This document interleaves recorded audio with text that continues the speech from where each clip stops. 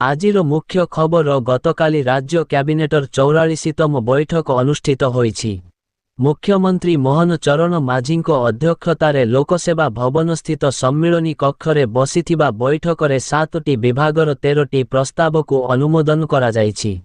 ତେବେ ଗ୍ରାମ୍ୟ ଉନ୍ନୟନ ବିଭାଗର ସର୍ବାଧିକ 7ଟି ପ୍ରସ୍ତାବ ପାରିତ ହୋଇଛି। ସେହିଭଳି ଜଳ ସମ୍ପଦ ବିଭାଗର 1ଟି, ମତ୍ସ୍ୟ ଓ ପ୍ରାଣୀ ସମ୍ପଦ ବିଭାଗର 1ଟି, ସମବାୟ 1ଟି, କୃଷି ଓ କୃଷକ ସଶକ୍ତିକରଣ 1, ଖାଦ୍ୟ ଯୋଗାଣ ଓ ଖାଉଟି କଲ୍ୟାଣ 1, ରାଜସ୍ୱ ବିଭାଗର 1ଟି ପ୍ରସ୍ତାବକୁ ମିଶାଇ ମୋଟ 7ଟି ବିଭାଗର ମୋଟ 13ଟି ପ୍ରସ୍ତାବକୁ ଅନୁମୋଦନ କରାଯାଇଛି। ମୁଖ୍ୟମନ୍ତ୍ରୀ ସଡ଼କ ଯୋଜନା 5 ବର୍ଷ ପାଇଁ ବୃଦ୍ଧି କ୍ୟାବିନେଟ୍ ବୈଠକରେ ମୁଖ୍ୟମନ୍ତ୍ରୀ ସଡ଼କ ଯୋଜନାକୁ 5 ବର୍ଷ ପାଇଁ ବୃଦ୍ଧି କରାଯାଇଛି।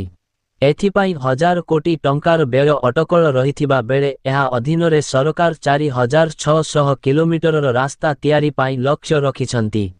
ଆହୁରି ମଧ୍ୟ ମୁଖ୍ୟମନ୍ତ୍ରୀ ସଡ଼କ ଯୋଜନା ଅଧୀନରେ ଗ୍ରାମ୍ୟ ଉନ୍ନୟନ ଅଧୀନସ୍ଥ ରାସ୍ତାର ଉନ୍ନତୀକରଣ କରାଯିବ।